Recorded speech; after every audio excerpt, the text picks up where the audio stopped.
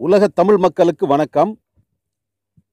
தேர்தல் கமிஷனுக்கு லஞ்சம் கொடுக்க முயன்ற வழக்கில் கைது செய்யப்பட்டு டெல்லி திகார் சிறையில் அடைக்கப்பட்டிருந்த டிடிவி தினகரனை டெல்லி நீதிமன்றம் ஜாமீனில் விடுவித்துள்ளது.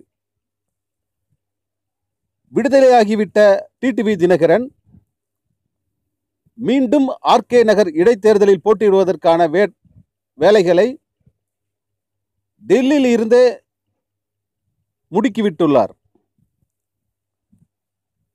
வரும் பஞ்சாயத்து தேர்தலோடு சேர்த்து ஆர்கே நகர் இடைத்தேர்தலையும் நடத்துவதற்கு தேர்தல் கமிஷன் திட்டமிட்டுள்ளதாக தகவல்கள் தெரிவிக்கின்றன.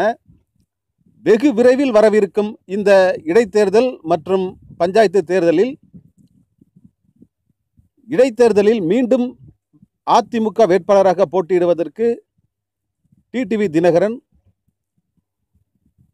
முழு தீவிரத்துடன் செயல்பாடுகளை செய்ய வேண்டும் என்று தனது ஆதரவாளர்களுக்கு உத்தரவிட்டுள்ளார்.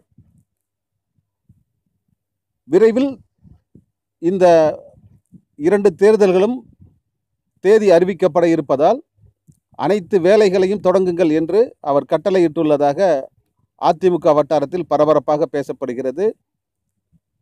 சிறிது காலம் அரசியலில் ஒதுங்கியிருந்த டிடிவி தினகரன் மீண்டும் தனது அரசியல் செயல்பாடுகளை தீவிரப்படுத்தியுள்ளதாக அதிமுக வட்டாரத்தில் பரபரப்பாக பேசப்படுகிறது. இது அதிமுக அம்மா அணியினர் மத்தியில் வரவேற்பை ஏற்படுத்தியுள்ளது. அதே போன்று ஓபிஎஸ் அணியினர் மத்தியில் கலக்கத்தையும் ஏற்படுத்தியுள்ளதாக அரசியல் பார்வையாளர்கள் கூறுகிறார்கள். மீண்டும் ஆர்கே நகர் இடைத்தேர்தலில் டிடிவி தினகரன் போட்டியிட்டு வெற்றி பெறுவாரா? அதற்கான வாய்ப்புகள் எப்படி இருக்கிறது? தேர்தல் கமிஷன் இதில் என்ன நடவடிக்கை எடுக்கும் என்பதையெல்லாம் பொறுத்திருந்து பார்ப்போம். யூனிவர்ஸ் டிவியை சப்ஸ்கிரைப் செய்து கொள்ளுங்கள். கீழே உள்ள சிகப்பு பட்டனை அழுத்தி யூனிவர்ஸ் டிவியை சப்ஸ்கிரைப் செய்து கொள்ளுங்கள்.